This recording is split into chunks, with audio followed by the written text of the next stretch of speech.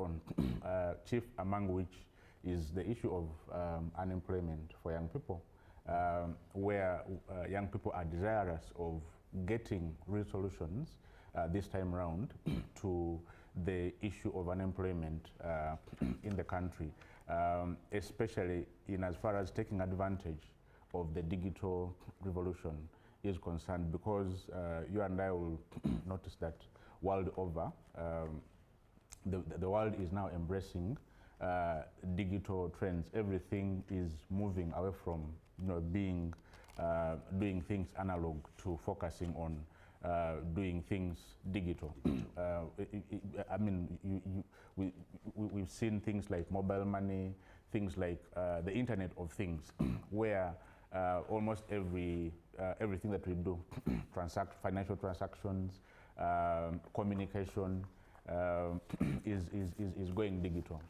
And again, this is where young people play the biggest role, because if you're looking for where young people are on the internet, young people are on the web of things, and so tapping or leveraging leveraging the power of digital revolution should be the way to go. But also too, the issue of youth participation in the decisions that affect them is really important, because many a time young people get to just hear of things after they have happened.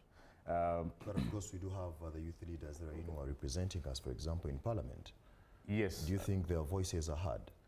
They are heard to only to a certain extent. Yes. I wouldn't say that they are not heard. Our leaders try their best. But out of over 200 out of over 200 members of Parliament, we only have 5 youth MPs, or MPs that are, representing issues of young people. Now, that's not for me to say that we should lament the number, because it's not, the issue is not about the number, but the quality. Okay. And so young people feel that even the structure that brings the members of Parliament that represent them in Parliament should be reformed. Because then if the structure is reformed, it helps us to ensure that the people that we bring in are of the right quality. Yeah, because it's not about the quantity, it's not about the number of MPs we have, but it's about the quality of those that we do have, because we need to make sure that these structures are effective in enabling the issues of the young people to be channeled to the MPs, and the MPs channeling the feedback to the young people, such that there's a kind of back and forth, or there's a kind of seamless travel of issues in between them, the young people themselves and the leaders that represent them. Well, Idi, looking at about 70.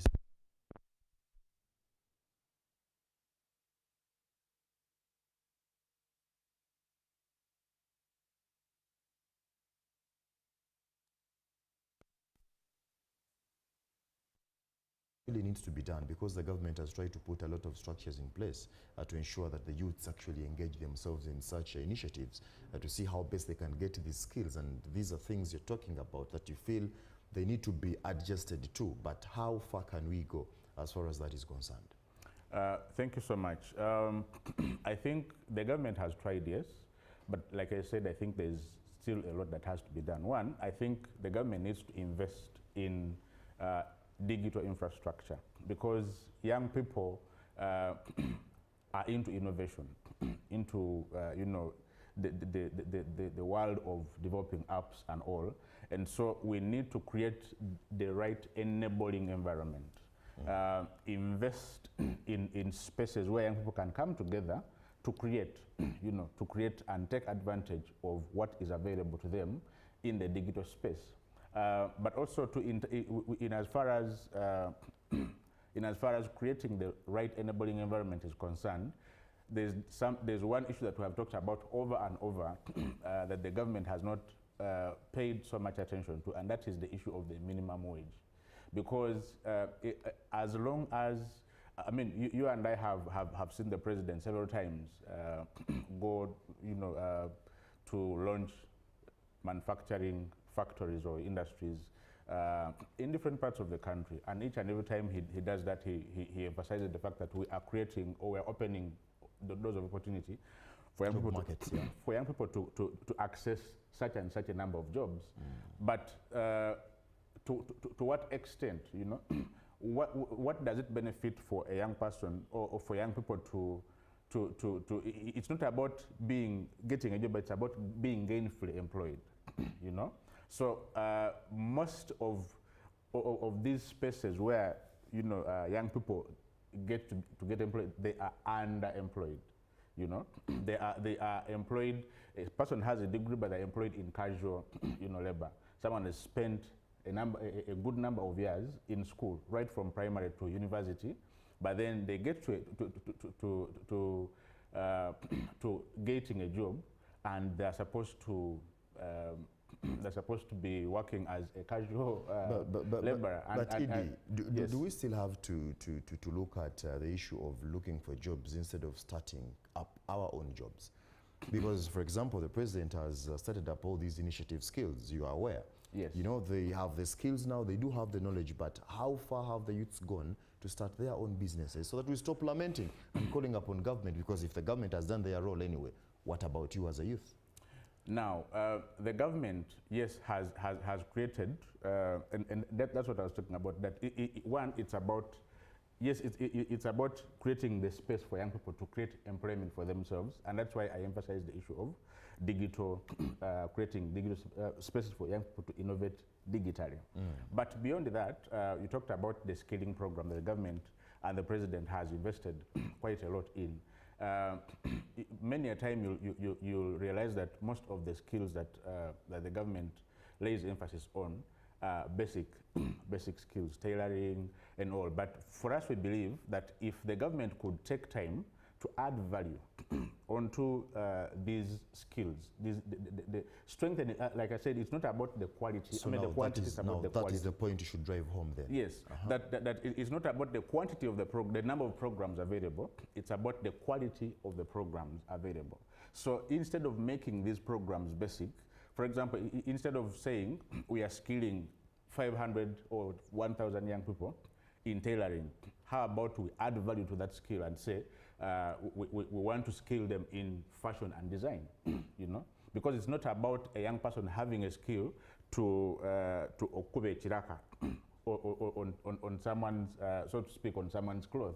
It's about them having the idea, having the knowledge and the technical know-how to be able to design something that is going to break the market. And we've seen, examples of people who have made it in the fashion industry over and over. And so it's not about just the skilling, it's about taking time or being deliberate in making sure that these skills add value onto a young person. Because you and I know that... but you do agree that there are those who have benefited from those anyway, right? They have, but like I said, it's about being gainfully employed. It's not about just being able to do something, it's about being able to earn a respectable income out of what it is that you're doing. Is there something that needs to be done when it comes to these institutions of ours, the universities? Because of course those courses are there as far as digitalization is concerned, but that is why I was asking you, how best should a youth gather all the knowledge that they do have, that they have gathered from an institution to see that they can come up with something innovative in that line? So I like the fact that you talk about the universities and the digital skills that young people get there. The question we should be asking ourselves is, are these skills they're getting from those education spaces relevant to the market? Have our institutions taken time to, let's say, involve the players in the digital space? For example, I'll give you an example. Isn't your manifesto driving us too fast, Edie? I don't think so, because this is, I mean, the government, the manifesto is aligned to the National Development Plan, where the government is talking about driving us into a middle income, Is it achievable? I think as far as your launch is, your manifesto is concerned? I think it is. I think it is, because if you're looking at making the right investment or putting your money where where there is value, then you'd want to look at investing in the biggest proportion of your population. It's about human capital development, you know, and developing the right quality of the human capital. So I was going to talk about, if you go to universities like, you know, Columbia, Stanford, you will see that these universities, they make deliberate effort to make sure that the content that they deliver to their learners is tailored to the needs of the market by involving real industry players like people from the Silicon Valley, you know. And so, to what extent do our universities take time to engage with the players in the market to make sure that the content that they deliver to our young people is relevant and responds to the needs of the market? Let's talk about inclusiveness, ED. How best can the youths be put into the planning process? Because this is not only for the youths, but for the entire country. How best can we position ourselves to ensure that our voices are heard? Because now that is very important also. Absolutely. So it's about making institutions work. It's about, because for example, we talked about earlier, the structures that are available for youth leadership, for example. We have members of parliament who are supposed to be fed by a structure called the National Youth Council structure.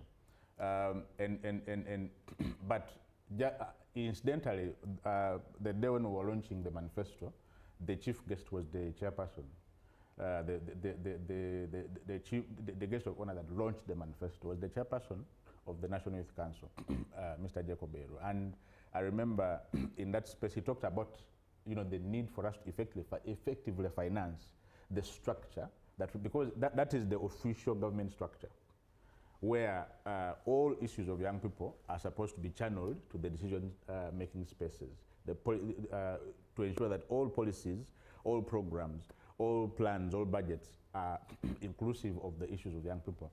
But how is it just about having the structure in place, or it's about making sure that there is right investment in this structure to actually work, you know?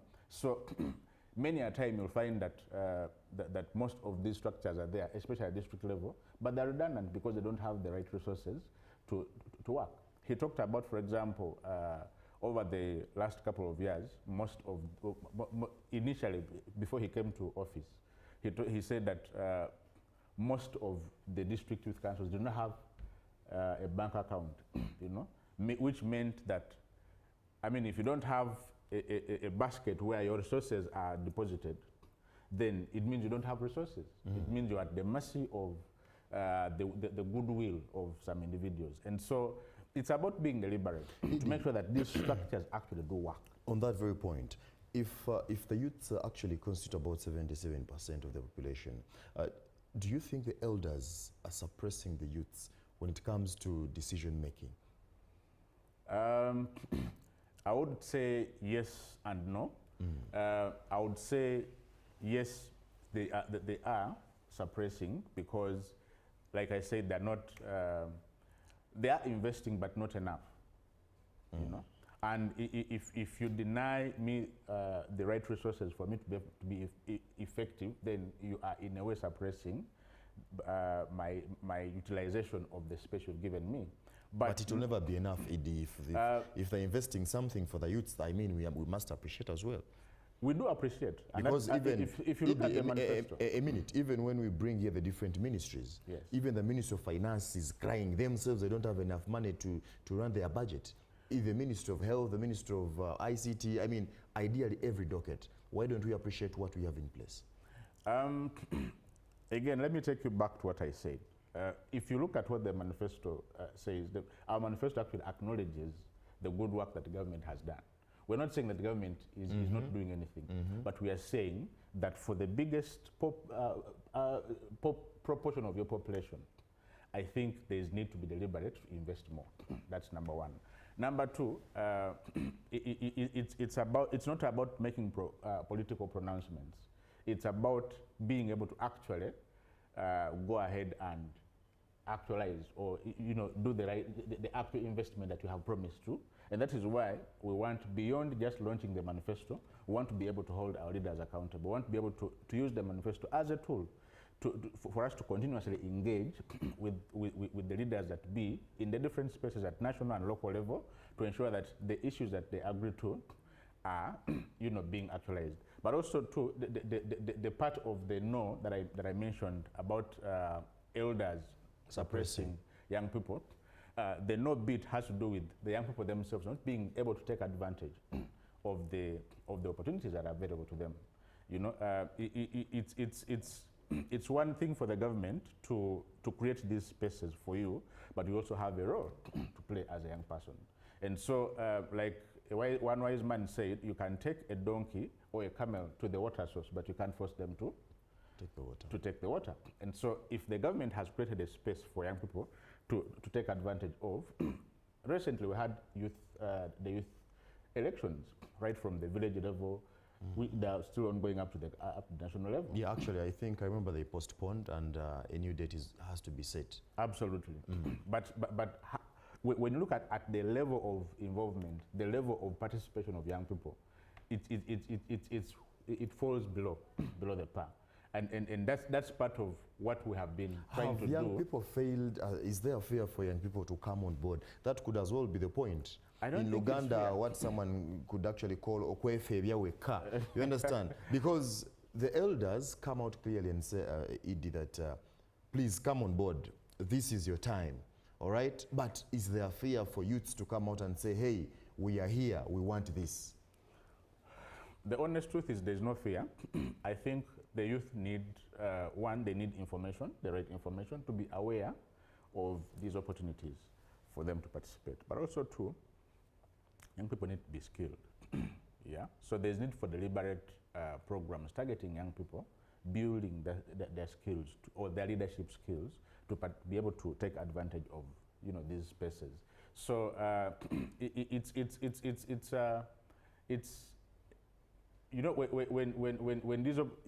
when these opportunities are made available, it's not just about making the opportunity available. It's about adding value to again those opportunities by let's say create the space or create the opportunity for young people to participate, but also make sure that the young people are actually skilled, they are aware of the opportunities being available to them, but also they have the right skills, the public speaking skills, the debating skills, the negotiation skills, for them to be able to take advantage of that, of those opportunities that are available to them. 2026. Yes, sir.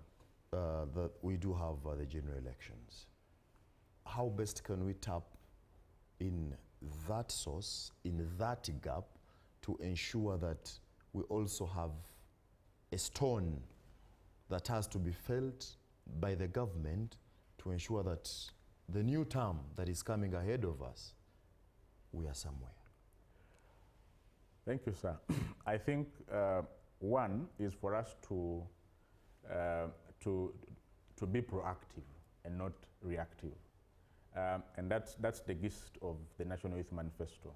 The manifesto is not a political document.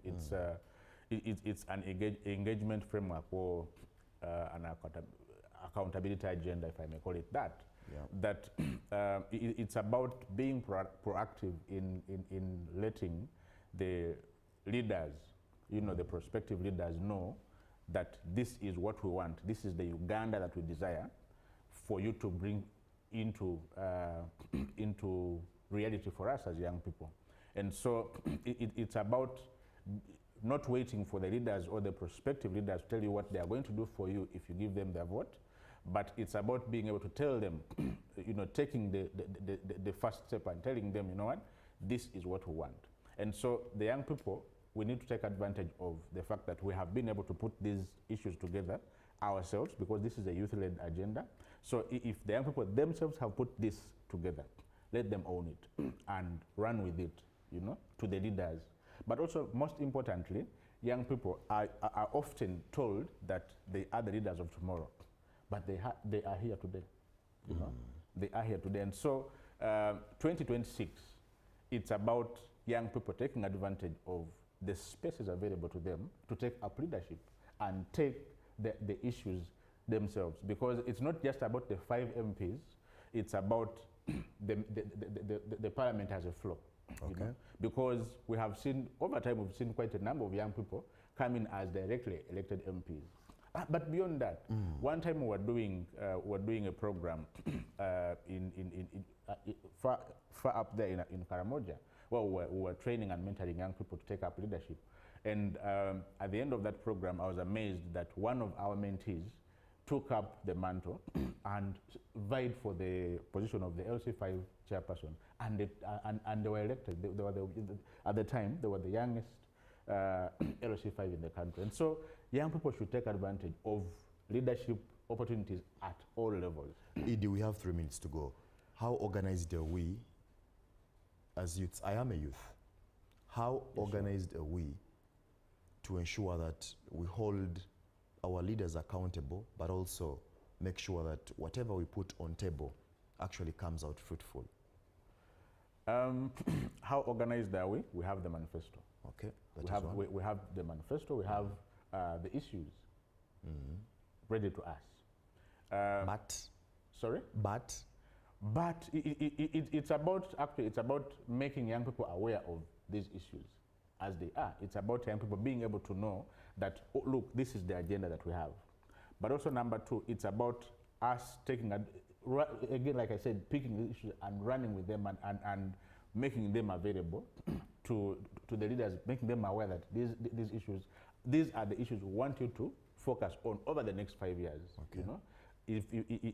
In as far as the young people of this country are concerned, these are the 10 or 20 issues that we want you to focus on.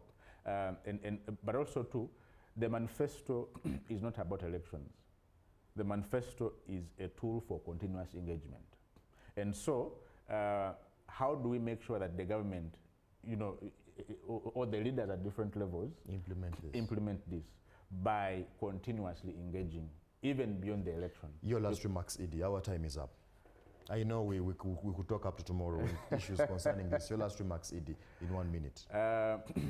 Thank you so much. I want to take this opportunity to thank yourself and the management of UBC for, you know, giving us this platform to talk at length about the agenda of young people, to, you know, get it out there for young people to be able to know that this is, this is the outcome of what the consultations we've been having over. And 2, thank you for, you know, creating exposure for young people to take advantage of. As we wind up, I want to, you know, take this opportunity to make a rallying call to all stakeholders, especially young people. We have that. We have an agenda that is our own, that we have, you know, put together ourselves. Let's run with it. Let's take it to our leaders. But most importantly, let's use it, you know, to make our case as the next set of leaders. To the other, you know, stakeholders in this case, the government, the civil society leaders, the development partners. Let's take advantage of this agenda and let's invest in it, you know, because it's not about just having an agenda. It's about ensuring that the agenda is actually put into practice. It's about ensuring that the agenda is actually implemented. And so let's, you know, put aside the resources that we need to ensure that the Youth Manifesto is implemented to the letter. Well, thank you so much, Edie from Africa Youth Development League. That is Mr. Wenzala Martin. Thank you so much for the great insights. Of course, UBC GMU continues, and up next is the GMU Tourism Express with Zakia and Lucky. Don't go away.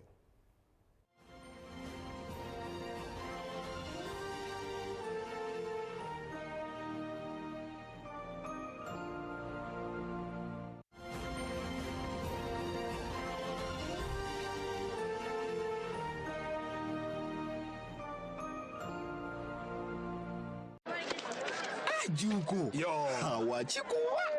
Check the shopping, man. What's your secret? Haven't you heard of the parish development model, PDM? Yes, I did, but I thought it was just a talk. No, Sebatia. It is real. I and a few friends together formed a circle, accessed money from the PDM, invested in a portrait project, and now things are moving. Joko, I thought I was one of your friends. You are. But you left me behind. I didn't leave you in poverty. What you do, just visit your LC2 chairperson and your parish chief and start the process of economic transformation.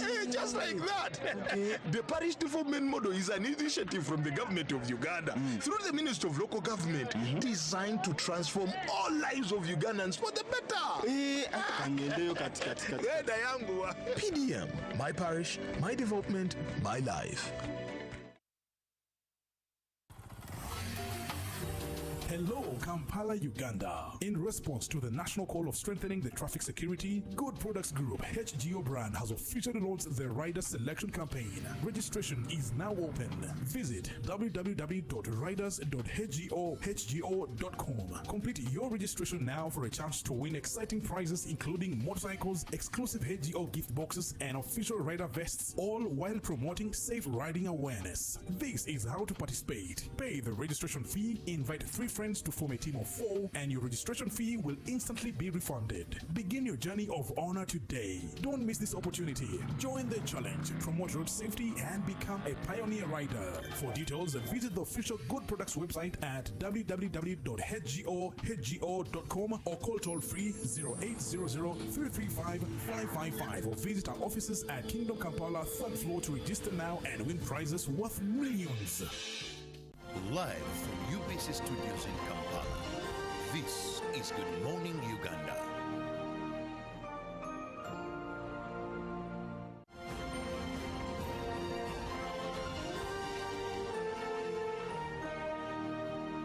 Brought to you by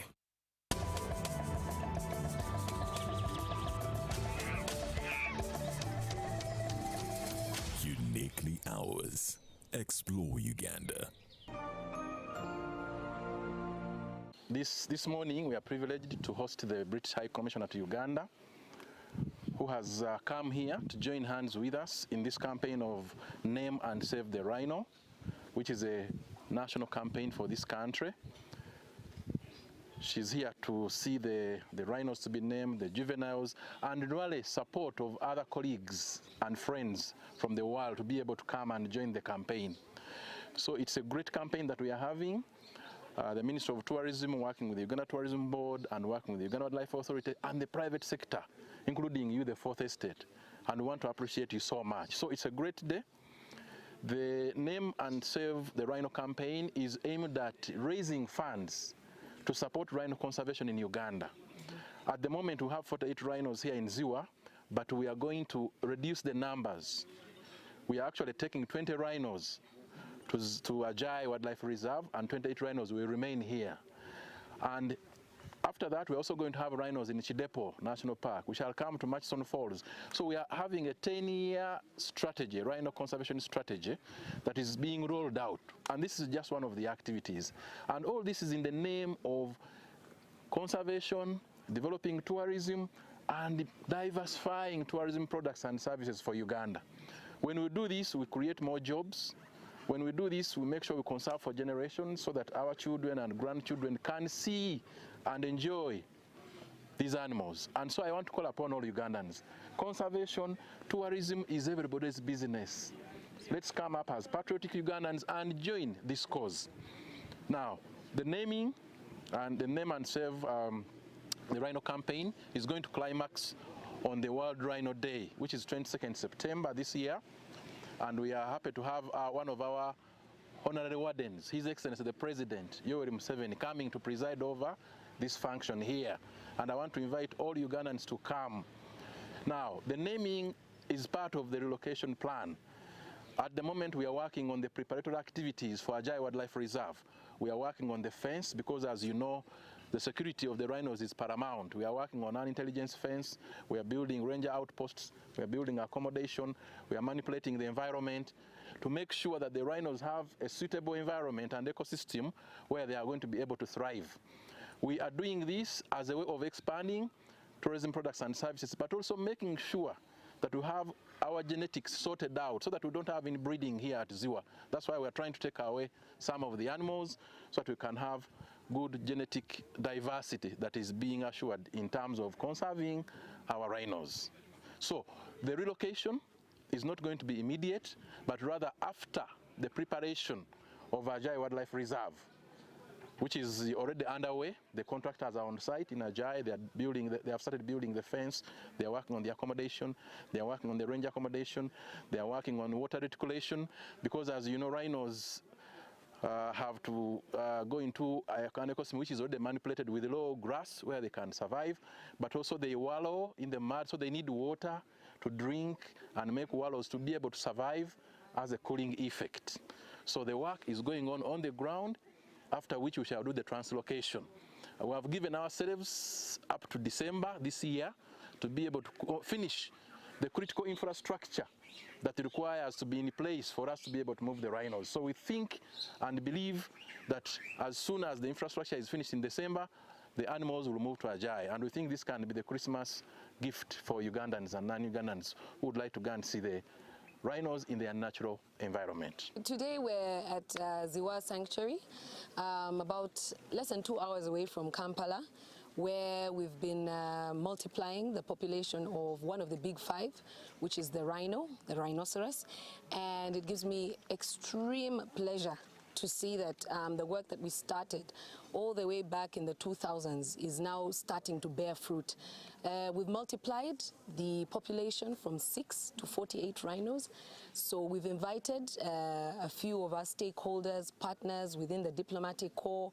Today we hosted the British High Commissioner, and she will be coming back with other members of the European Union, just to witness firsthand and also testify to the rest of the world that the work that Uganda Wildlife Authority is doing, the work that the Uganda Tourism Board is doing, the work that Uganda is doing in terms of conservation and naturalization of some of these assets is actually world-class. So this month we'll be celebrating one of the key milestones where we'll be naming 17 juveniles. We have 17 baby rhinos, and we're naming them, we're adopting them, we are friending them, and in so doing we'll be raising funds so that we can start to relocate some of our magnificent beasts. They can no longer fit here at Ziwa. That's the kind of work that we've done. They actually now need a bigger home, and we're moving them to Ajai Reserve, but that costs money, it costs time, and it will take a lot of resource. And that's why we're calling upon all Ugandans and all friends and lovers of Uganda, of which, you know, the British High Commission has shown their commitment today. We're calling all our partners together to fundraise through the Name a Rhino campaign. And on the 22nd, World Rhino Day, we'll be celebrating here in Ziwa. We'll be, of course, graced by the presence of His Excellency, who himself is also another champion of all the work we do in conservation. And so we're looking forward to welcoming all of Uganda, the whole globe really, on the 22nd to Name a Rhino. You're mandated to promote and market destination in Uganda. Are we ready? Have we marketed this enough? Do we have right entities and enough entities to come and name rhinos here come 22nd September? No, that's why we're here. That is the purpose of this press conference. It is the purpose of the British High Commissioner driving all the way here. We have another group of American influencers have joined us. The work is not yet done. We are starting. So this is it. We're starting, and we need you, the members of the Fourth Estate, the press of Uganda. This is as much of your challenge and mandate as it is mine. So I find it interesting when you say you're mandated too. You are equally mandated, sir, as the press. Yes, you are mandated to sell this country. So we're starting now, and we're looking forward to having everyone here 22nd. And those who are unable to come physically, please come financially, right? Let's have some fundraising, serious drive so that we can relocate and make sure that our rhinos are having the best possible environment. yeah. So we're here really because we place an awful lot of importance on protecting nature and biodiversity. So Uganda's pretty special. I think it's one of the most beautiful countries in the world. I am biased as High Commissioner, I have to say. But even if we look at the evidence says Uganda is in the top 10 countries globally for biodiversity. And what we've seen today, all the work that's gone in to restore the rhino population is a big part of that. We've actually been long-term conservation partners over about 30 years with Uganda through Darwin projects, Darwin Initiative projects, illegal wildlife trading projects, through partnerships between, say, Kew Gardens and Cambridge and lots of different institutions here. So when it comes to conservation and nature, we're here for the long term. We also lean in very much on tourism. And actually, as the ED has said to me before, conservation and tourism are inseparable, and they really genuinely are if you do it right. So good tourism done well creates jobs, it creates growth, and we're supporting in lots of different ways on that. I am also here because I'm going to be back. I'm going to be back on the 22nd of September. One of the things with UWA and with UTB, the thing that really got me excited when they both came to speak to me with the Ministry of Tourism is the campaign to name a rhino. I've just seen phenomenal work done here to restore the southern white rhino population from extinction up to now. I think it's 48. Is that right, Executive Director? Yeah. So I think there's a real effort to try and make sure that that's funded in a sustainable way. And the Name the Rhino campaign is going to do that and also raise awareness about why this matters, not just because it's a nice thing to do, because it's a really smart thing to do for Uganda's development. So I saw something that's really important and I'd encourage you to do more of. You talked to me about the work that's going on, even with schools. How do you raise awareness at a really young age that this is really important? So it was great to meet the children from Blessing School today who are obviously very switched on. I think that's important.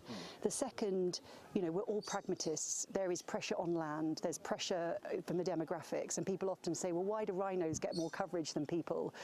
And I'd encourage everyone, I think, raising awareness that actually looking after the animal population you've got and the rhino population, protecting them from poaching, protecting the land, these 70 kilometres squared that you've got, also helps the economy. It means ultimately more jobs, more visitors, more money in people's pockets. So I think continuing to raise awareness with the community and the wider population. I think the third thing always that's on my mind, and that's where we want to come in as well, is how can we increase the tourism volumes? And I know that's something that the UTB have got on their mind.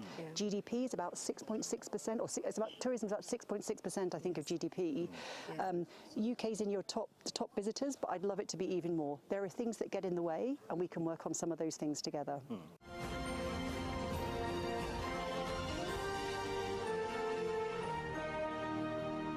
Brought to you by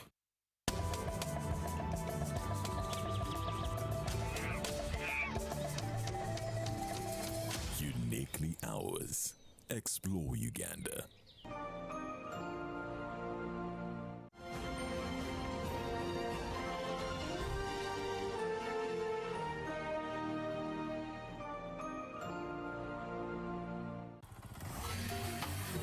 Hello, Kampala, Uganda. In response to the national call of strengthening the traffic security, Good Products Group HGO brand has officially launched the Rider Selection Campaign. Registration is now open.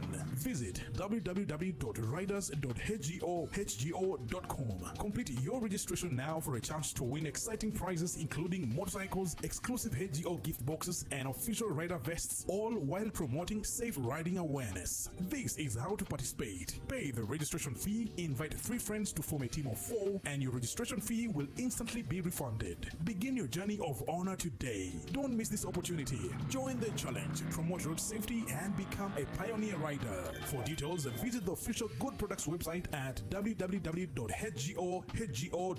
or call toll-free 0800-335-555 or visit our offices at Kingdom Kampala 3rd floor to register now and win prizes worth millions. Juko. Yo. Hawachikuwa. Check the shopping, man. What's your secret? Haven't you heard of the parish development model, PDM? Yes, I did, but I thought it was just a talk. No, Sebatia. It is real. I and a few friends together formed a circle, accessed money from the PDM, invested in a poultry project, and now things are moving. Ajuko, I thought I was one of your friends. You are. But you left me behind. I didn't leave you in poverty. What you do, just visit your LC2 chairperson and your parish chief and start the process of economic transformation. Just like that. The parish development model is an initiative from the government of Uganda through the Ministry of Local Government designed to transform all lives of Ugandans for the better. PDM, my parish, my development, my life. In a nation hungry for truth, a world where every story matters, there exists a beacon of trust and reliability. For decades, they've been our voice and our window to the world, holding the mirror of our history. With 4 TV stations and 11 radio channels spanning 27 languages, they stand as guardians of information, defenders of truth. With Mascari Heritage Advantage, they uphold every citizen's right to reliable and free information. Their archive stories shaped our past and illuminate our present. Yet now, as new challenges arise and the world evolves, their mission faces its greatest test yet. Be part of our journey and let's navigate the unknown, uncover the untold, and safeguard our future together. Tune into your public broadcaster, for it is the intersection of trust and truth. Because to UBC, your story, and every voice matters. UBC.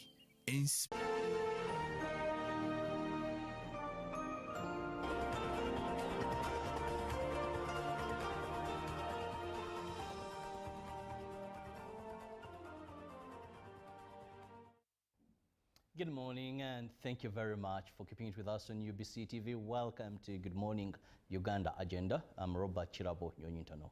And this morning we are going to be discussing issues regarding water. Well, there is a known saying that water is life. And of course, this has been proven true. Where there is no water, animals will die, including humans. And of course, you won't have crops and things will change. You won't have food. Indeed, water is life. And to many, if you don't shower, of course, there could be those which is an exceptional, but to the majority, if you do not have water to drink, you don't have water to shower, indeed, there is no life. Now, this morning, I have officials from the National Water and Sewerage Corporation, and we are going to be looking at water supply and clean water. Well, our topic this morning is specifically water for all. Water for all, and we are going to be focusing on supply, reliability, and water safety. With me, I have Dr. Irene Nansubuga, who is the Director, Water Quality Management at National Water and Sewerage Corporation. Engineer Doctor, you're most welcome. Thank you. Thank you. Happy to be here. It's a pleasure having you this morning. And just next, I have a gentleman. And allow me, you know, one of our artists sang that Basimo Genze, but allow me to thank this gentleman. I have hosted quite a number of managers, managing directors, but he's one person who is very passionate about his job. You can call him at 1 a.m., you can call him at 2 a.m., you call him at 7 in the morning, and if there is any issue to do with water, he will respond to it very well. Engineer Mahmoud Lutaya. Thank you, Robert, and happy to be here. We also appreciate UBC for always giving us this opportunity to communicate with our customers. And thank you for supporting National Water. Well, thank you so much for always coming up and responding to any concern. You know, one thing I've learned in the media is when things are good, people are willing to pick corners. Yeah. When there is a problem, that is when managers know how not to pick calls. They're in a meeting, we are in a crisis meeting. But when you move around, you may find a person in a crisis meeting somewhere else. But he's told you, Robert, I'm going to call you in a crisis management meeting. But I want to thank Engineer Rutaya, who happens to be the Managing Director, Kampala Water, for always being there to solve the problems of Ugandans. Now, National Water and Sewage Corporation is 100% owned by government of Uganda. And so far they supply about 275 urban centers and serve a population of 20 million Ugandans. Now, Engineer, please tell us about the status of water supply in Kampala, Wakiso, and Mukono. These are all under your jurisdiction. Yes. Again, good morning, our viewers. Like you said, National Water is really national right now. I think previously we were National Water but only operating in a very few towns. But right now with 275 towns, and also we have ambitions to grow our footprint to other towns. So we're now demonstrating national character. Now, particularly in Kampala, our Kampala coverage service area includes Kampala City, then parts of Wakiso and Mukono. And I would say, as far as water supply is concerned, within Kampala, we have a relatively stable supply regime. I would say comfortably that Kampala is almost 100% covered. Mukono and Wakiso, these are areas we're trying to expand our coverage. As far as the status is concerned, Kampala, to the large extent, I would say almost 99% 24-hour supply. We have just a few pockets where we are challenged, and we're putting in place interventions to address those places, especially the sides of Kawempe, where we still have a few challenges of supply, and this is down to the fact that we're implementing now the second part of our project to upgrade our pipe network so that those areas are also able to receive 24-hour supply. Now, the parts of Mukono, again, where we have our network, also Mukono is 100% stable. What we're doing as part of, again, our project is to see how we can extend our coverage to cover the areas that we are not yet extend our services to. Now, the area that we still have, I would say the biggest challenge is Wakiso. And because the fact that right now most of the water that goes to Wakiso comes from Gaba. But under the Katosi project, the intention to supply parts of Wakiso from Katosi, and the first phase was complete, included the construction of the plant and evacuating that water all the way to Naguru and Sonde. Now the second phase of the project that started this year, early this year, is to see that we evacuate all the water we have. Right now in Kampala, we're able to produce close to 400,000 cubic meters per day. That is 400 million liters per day. And the demand is around 300 million liters. So we have enough water production, enough water to supply the whole of Kampala. The challenge we have is that now we're trying to upgrade most of our pipe network, especially put in place bigger pipes so that we can carry enough water to supply the areas that are currently water stressed. And these areas are the sides of Matuga, the sides of Nansana, Wakiso definitely, Chengera, Bulenga. So those are areas right now we're not able to give them water 24 hours, but definitely they receive some water. Now once this project is definitely complete, then I would comfortably say the whole of Kampala will be able to receive water 24 hours and 7 days a week. So overall, I would comfortably say that 95% of our service area within Kampala is able to receive 24 hours, 7 days a week. Now the few areas that I've mentioned are the areas where we apologize to those customers because again, we also thank them being very patient with us, but we're doing everything possible to make sure that also we're able to give them water 24 hours. Yeah. Now, water 24 hours, I must say, yes, there is a very big improvement in a number of areas. In Machindia, we used to have those issues. But of late, things have become better and better. Why do I say so? Because even the poor or the less privileged who could not have water in their homes, at least there are those who have taps that National Water has put. and many who are selling water by then, a jerry can very expensively because you have to go in someone's gates, he has a tap or she. Now, National Water solved that issue. You just have 100 shillings and you're getting water like nothing. But anyway, thanks for that achievement. Now, Dr. Irene, you're in charge of quality. Now, please, we know water is life, but it must be of good quality. Please take us through the subject of water and also assure us concerning the quality of the water that National Water and Sewerage Corporation is giving out to the public. Thank you, and good morning again to our viewers. Indeed, water is life, and if it's not safe, then it may lead to death, because as you have seen in the past, where you have cholera outbreaks, dysentery and things like that, it's because the water they provide is not safe. So as National Water, we have this in our mandate to provide water, but not just water. We provide safe water to everyone that is supplied to our network. And because of that, we have a fully fledged directorate. This directorate has over 120 staff. And these staff are just dedicated to keeping this water safe, to make sure that every customer that we supply to water receives clean water. As all water utilities in the world follow a kind of standard. When you're providing water, it has to meet a certain standard. And when we look, usually many follow the World Health Organization standard, which requires that the water you supply should at least comply to that standard 95% of the time. So that means water is not only water, but it has to be clean water. It has to have a standard. It has to have a standard Yes. that we can look at and know that Yes. now this is what they call clean water, and this is, and I think we are going to be having samples for our viewer also to look at and be able to know that there is what we call clean water and dirty water. It's not all about saying I have water, and I'm sure now the engineer has those samples. Please go ahead. So as National Water, actually, for us, we target to supersede this World Health Organization standard of 95%.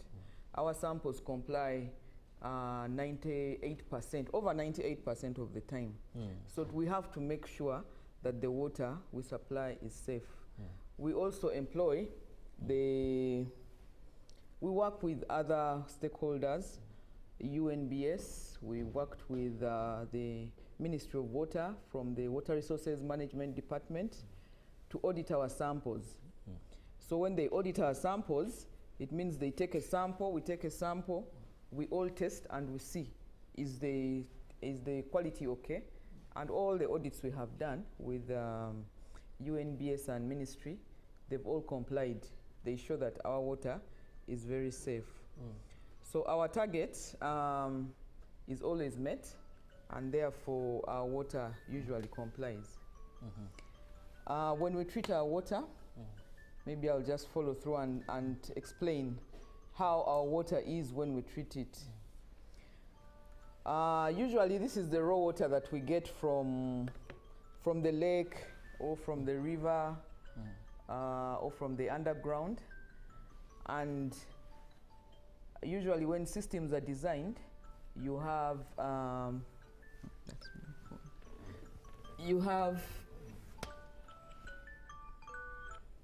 when the systems are designed, you have a system targets to remove most of the impurities in the water. So from all our treatment plants, we have systems that will remove, for example, the color and the heavy particles. Actually, this is clear water because the water we receive in our treatment system will have a lot of plastics, a lot of plants, a lot of heavy particles. So usually we will screen the water. After screening, the smaller particles that you see form this color will now go into a process we call coagulation and filtration, where these particles now become heavy, the color is removed, and you'll see now filtered water. water goes through a filter and it will be as clear as this. So usually in our processes, that's how it is. So the water starts of the other color? Yes. Then it is what you purify to this? Yes, then we purify it to this in all our treatment systems. But most doctor, of the water starts like this. We assume our water is gotten from the lake and all that. How does it come to that color? So the problem is our sources are different. We have lakes, we have rivers, we have the underground. And because of human activity, our lakes have become really polluted. You find that the water is brown, especially in the rivers. This is the color that you get. For the lakes, you find that the water is green, simply because of a lot of human activities. People are disposing untreated wastewater, untreated waste. So it gives nutrients to the plants, and you find a lot of algae. The water becomes green.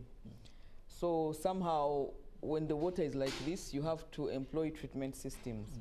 The alternative would be to serve this water, but because we need to treat it to the standard that someone needs to drink it, then we employ this water, this treatment systems. So our water is 100% of good quality and has passed all standards? Yes, please. Well, that is something to be proud of. Now, I'll ask engineer, if our water is that clean and that safe, why is it not safe in Uganda for someone to drink tap water when you travel to Europe?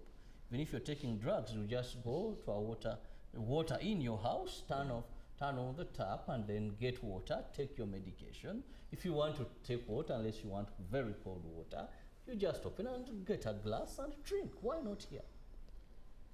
I think that's been a very interesting question many people have always raised, and people who have traveled have always come back and told us that, you know, when I traveled, all you have to go to a tap and you can drink the water. So here, ideally, like the doctor has highlighted, our water is as safe as mineral water at our plant. So by the time we finish producing it within our plant, you can safely drink it. Actually, for us, in our treatment plant, we drink from the tap. Yeah, just like in Europe. So what happens once the water is transported, and you can all testify in our homes, a number of us have gone ahead and put overhead tanks or storage tanks to make sure that in case you have any shortages, you have some bit of water as to take care of the times when you won't have water. I mean, when the system will be down. So that alone within the container, there's the possibility of contamination. And we've had a number of cases of customers that have come and complained about the quality. You go and check and realize the tank they've had, they've never even cleaned it for the last 10 years. So there's a big risk that comes with the water that goes through your tank. The other part is that, again, a number of homes have taken some time. You find the plumbing fittings they've used are rusty. And again, so you realize that if our water when it comes is clean, by the time it passes through the pipes in your house, you find that some level of what? Contamination. So at the end of the day, though our water by the time it leaves our plant is 100% safe for drinking. So it means that at the plant you can drink from the tap. But within the system, and especially at someone's home, the fact that a number of our households have tanks, which you can't guarantee in terms of their cleanness, in the fact that a number of us, our plumbing systems are not properly done. Some of us have, again, rusty pipes. The fact that even the containers we use, because you can, like you talked about, they have customers that pick water in jerry cans. So those jerry cans, the yellow jerry cans, you find that August has been some time when you last cleaned them properly. So at that point, you have possibilities of what? Contamination. And that's why for us, to avoid any risk that can come, we always advise our customers to first boil their water before drinking. But otherwise, at the point of production, especially in our plants, the water is 100% safe for drinking. But when it comes to your home, we always advise all our customers to first boil their water, not because it's not safe the way it was produced, but just because there are so many possibilities of contamination, especially the fact that a number of our customers have tanks, which now we're advising, if you have a tank, ideally you have to at least clean it after 6 months, minimum, which is never done. And then even the containers that we use to pick the jerry cans, you go and collect water from other areas of what? Contamination. So the advice is to our customers, before you drink the water, kindly boil it. It doesn't mean that the water is not safe as it is. That is one thing we can't guarantee. When you talked about washing tanks, I don't remember when I last washed mine. And I know many people watching us this morning. When did you last wash that tank? Some of us, you raised it up there. You know, you can't even climb there. You need, and others, you don't want to empty it so that you can clean it. Then some are not the plastic ones. You have those old tanks that are metallic in nature. Now, those ones, there is rust already, there is so much there. So this is self-explanatory when engineer says, at the plant level, the water is safe. But as it moves on now, here I want to bring in a doctor. Doctor, what challenges or how can we improve the quality of raw water?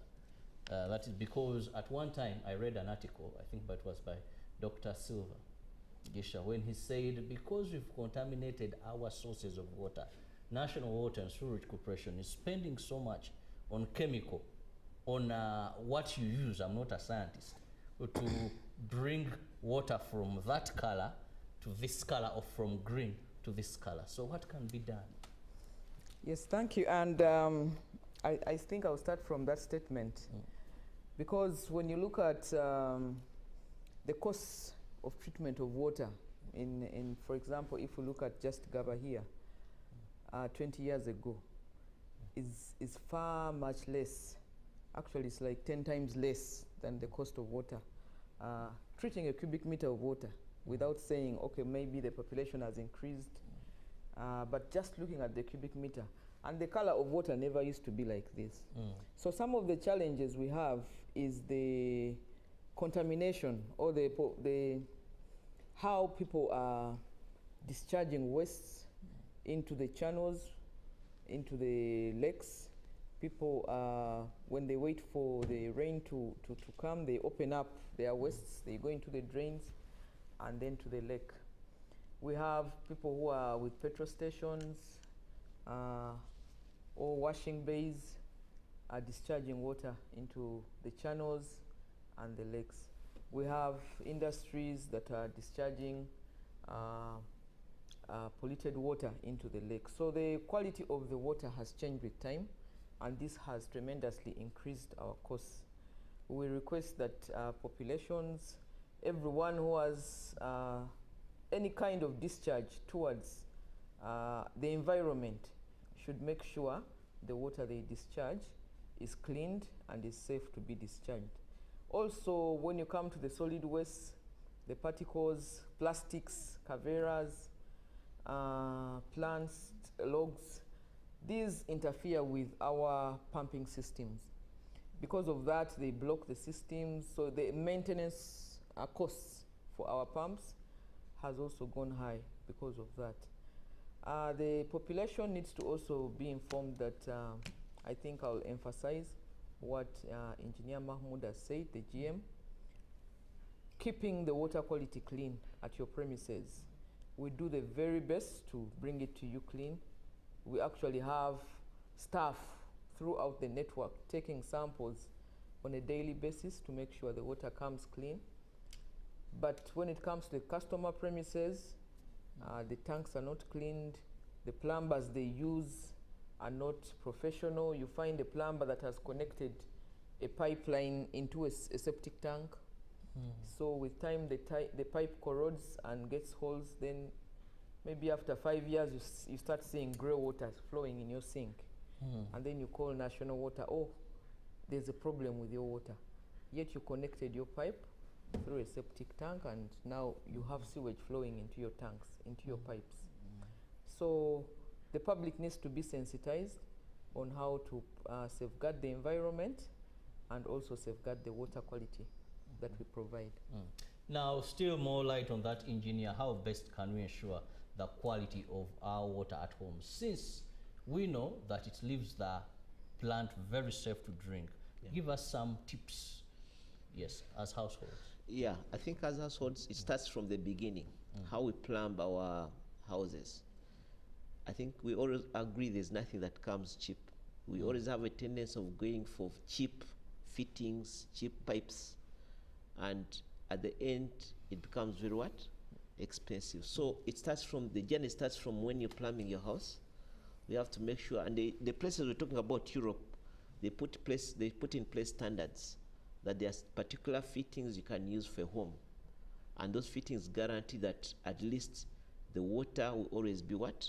So here we've always had tendencies of getting cheap pipes in places that can end up again causing some of the challenges we mentioned earlier. And then also talk about the people we use. And Dr. Irene has highlighted, when you use cheap or unprofessional plumbing people, then in most cases they're not going to do a very good job for you. So it starts from the journey as you're plumbing your house. How do you make sure that you use the right people and you get the right fittings? Now once you have the place fitted and you have a storage tank, and this is what we emphasize to our customers, we have to make sure that that tank is always cleaned. We said as a minimum at least twice a year. Every 6 months you have to clean your tank. Better you clean it on every 3 months. Now, cleaning is not just about cleaning it. You have to properly clean it. Again, use people who are very conversant with the process of cleaning the tank. Then we also have tanks that we never even close. So you have your tank, it has no cover. It means that the birds or whichever animals are up there end up in the what? So we had a case of a customer complained about the smell of the water. And when we went to clean the tank, we found, I won't say what we found in it, but we found an animal that had died for some time. So again, we make sure that all our containers are properly what?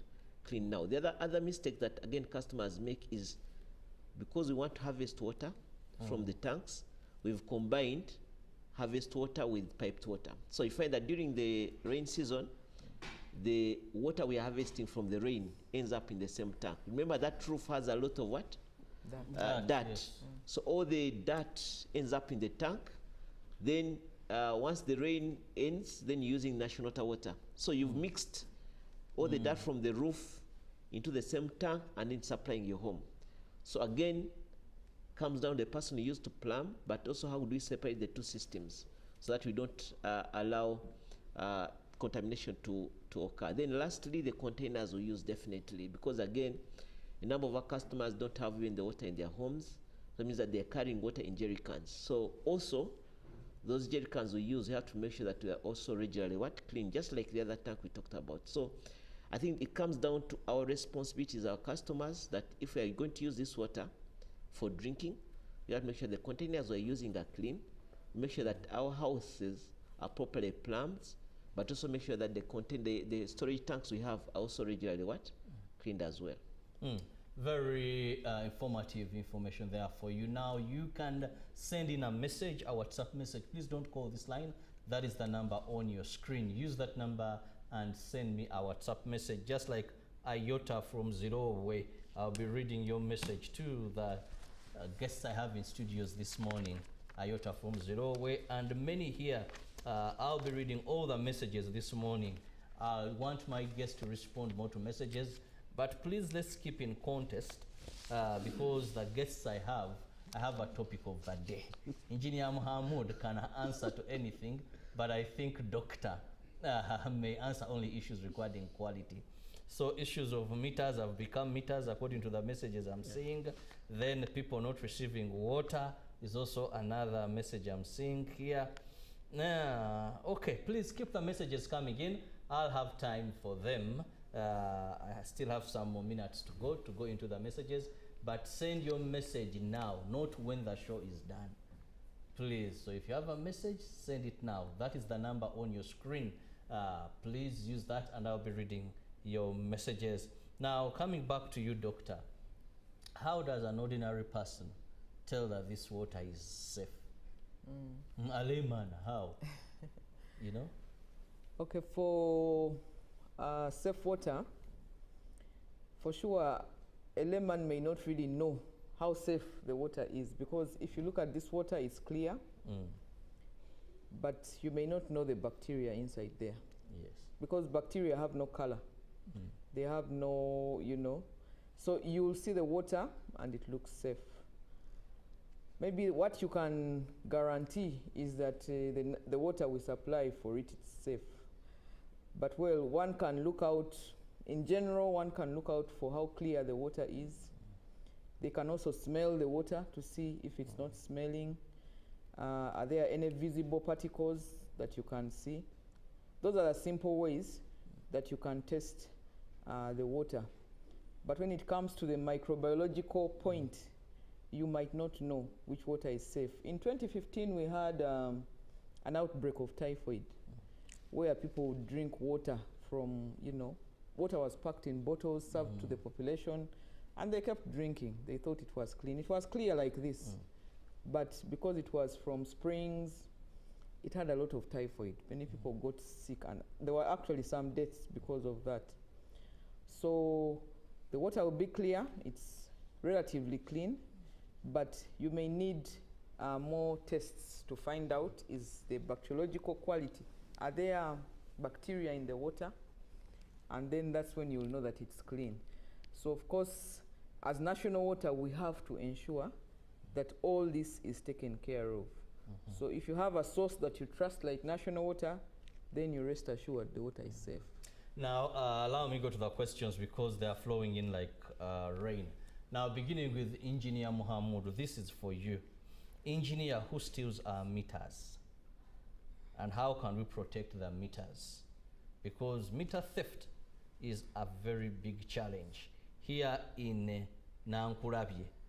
Then this person that says some Uganda also. So he suspects that ordinary people can't steal meters. For him, he doesn't know if he stole a meter, what would he use it, unless it is an inside job. But you're here.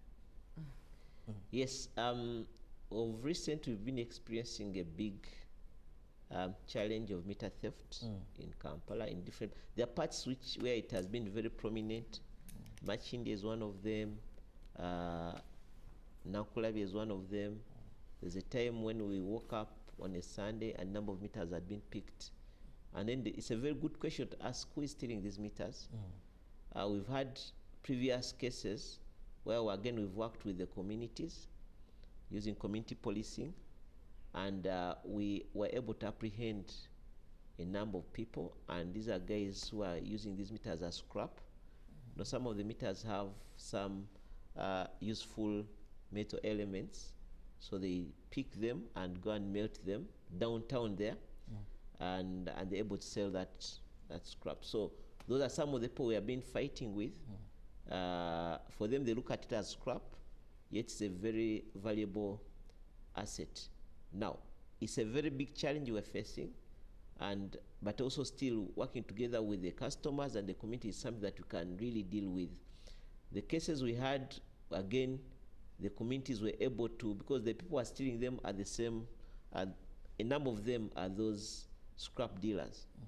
And what we're trying to do again is to work with the security agencies to try to kill the demand. We're trying to go where they actually trying to use that scrap, and we're able to apprehend a number of them. We have a number of cases that we've got, and some of them have been arrested, some of them have been imprisoned. So what we need to do is to work together with the customers. We need to protect these meters. That's very important. Some of the customers have gone ahead and cage and chamber some of the meters. But I think the solution is going to be more on community policing. Us working together using the security structures at village levels, working with the community so that when we have these cases, we're able to deal with them. At the end of the day, the meter is the responsibility of the customer. Okay. But already we're having very good positive results from some of the areas where the communities have helped us with the local defense system, and we've got some of these people. The culprits are. Engineer, I'll let you stop at that. Questions are so many. At least I think that he has gotten an answer to that. Now, this one says, a great show. I upload the guest for public service. Are there labs one can take water samples aside from private labs? Professor David Mafigiri, doctor. Yes, Professor, thanks for that question. We do have labs. Actually, we have over 72 labs within the country. Those are all spread within our areas to check the water quality. That's how serious we are with the safety. And for external clients, you can bring your samples to the central laboratory in Kampala, here on Port Bell Road. That's where our biggest lab is, where we test samples for clients, both water and wastewater samples.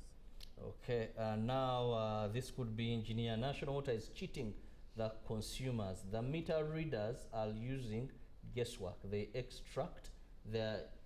exaggerate their units. Sometimes we can stay for 1 week without water, but still you find, I think said you find the bills are high.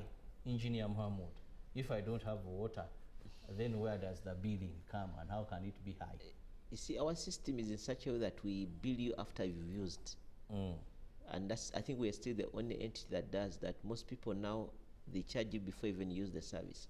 Now, what we've done is that, see, like I mentioned earlier, the meter is with the customer. So the customer is in charge of the meter. What we've tried to do is to give more powers to the customer.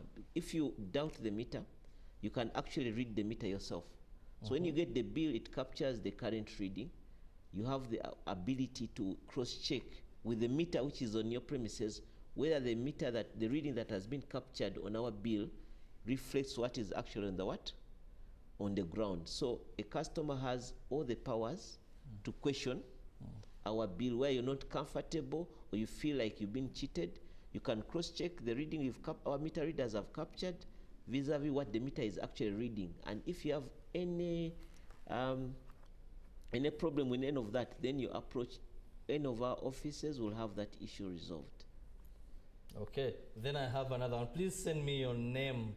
I'd like to know the name. National Water and Sewage Corporation has confirmed that water supplied from the main plants remains safe for public consumption.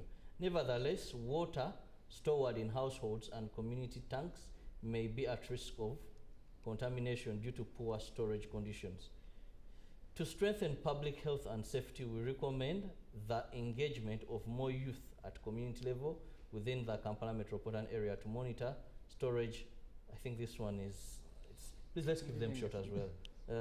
Levels within Kampala metropolitan area to monitor storage practices, raise awareness. The initiative would enhance water safety while creating meaningful employment. Well, he's saying employing youth who go and urge people to keep the water. Then, good morning UBC, thanks for the program. I can assure you that the meters have little scrap value.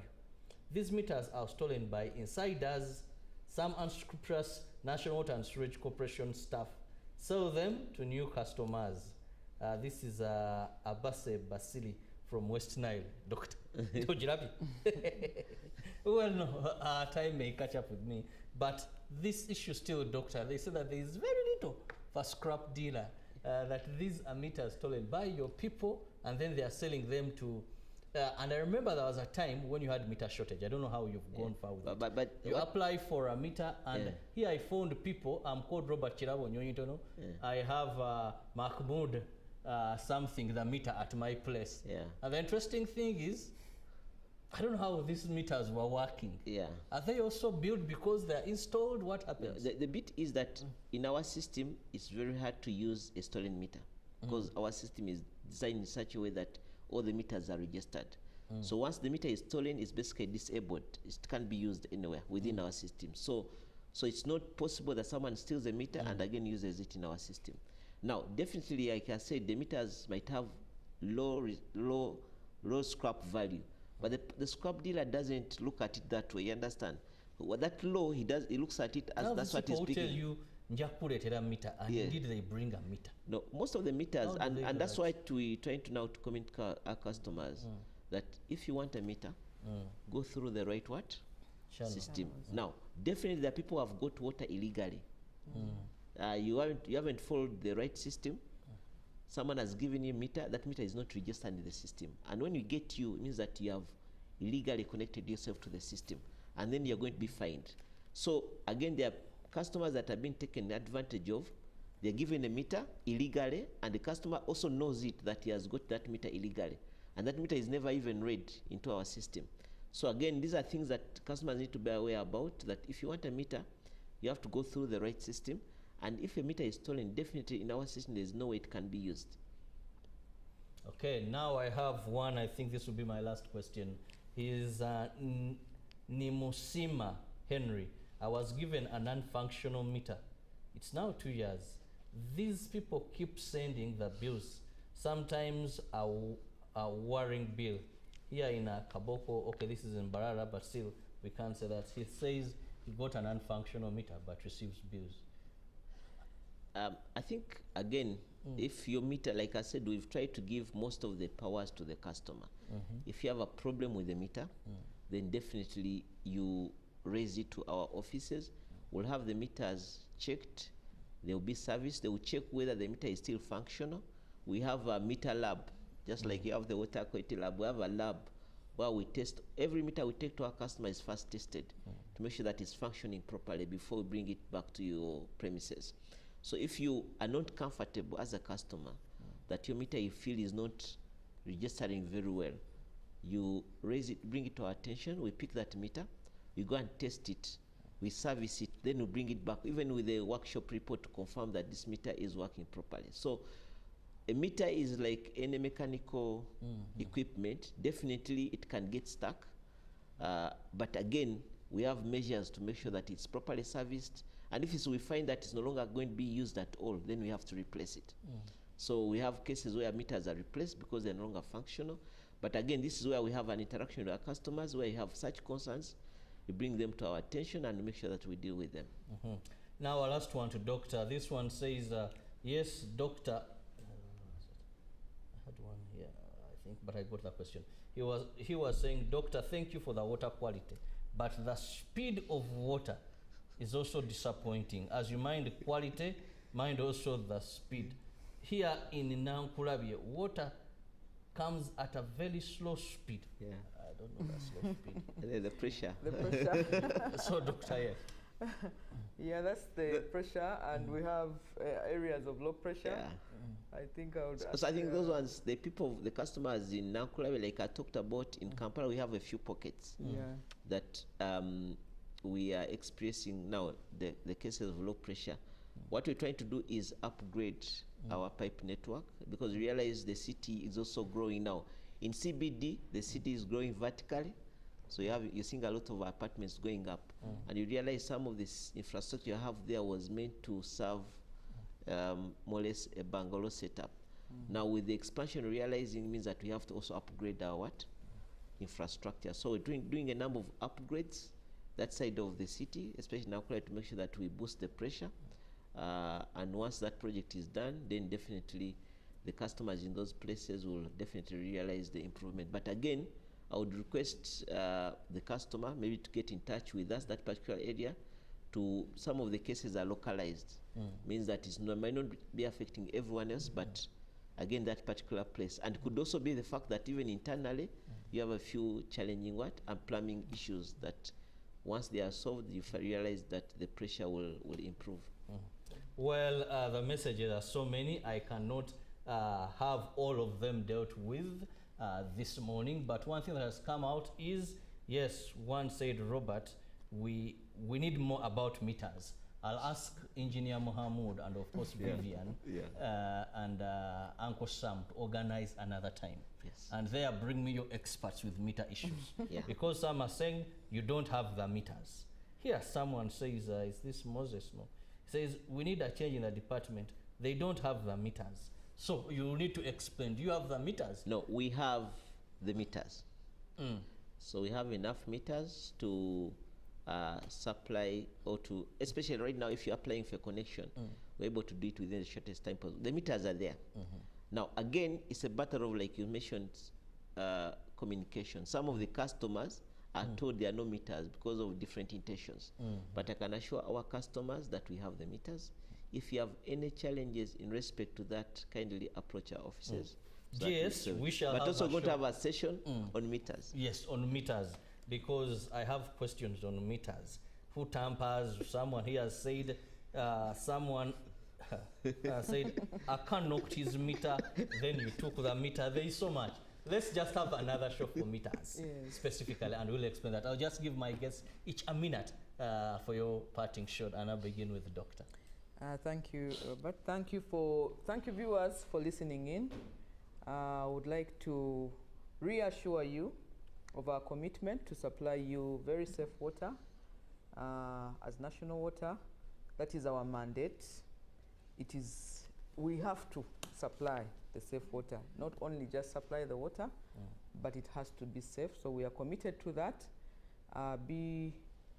Rest assured that what you receive in your tap is safe. If you see your water has changed any color, smell, or anything, please contact us, call our offices, and as a customer, I encourage you to keep your water safe, like we have discussed. Thank you. Engineer, your parting shot. Just to appreciate our customers for all the support they've given us. As a corporation, have a commitment. Our commitment is water for all. As a corporation, make sure that every Ugandan, where there's national water, gets safe and clean water. We want to thank all our customers for the support they've given us. We want to encourage them, kindly clear your water bills, because once you pay your bills, that's the only way we can continue providing you with a reliable supply. If you have any challenge, I'm going to read for you these numbers, especially if you find that your meter was taken, or you have a case of where you believe you're not properly handled.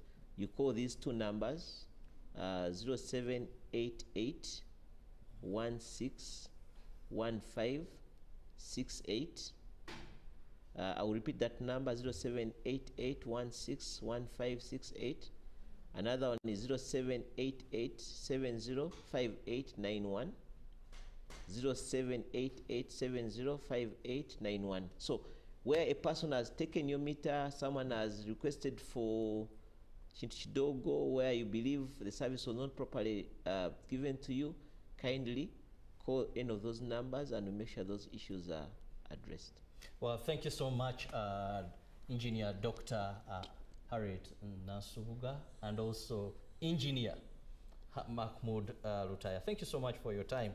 I must say it's been a pleasure having Dr. Irene Nasubuga with me on set this morning. Thank you. And of course the usual suspect, the GS Kampala National Water. For the meter issues, we shall have another talk show for that. Yeah. Thank you very much. I apologize for messages not read, but there were just too many and we had limited time. See you in the next hour. Good morning.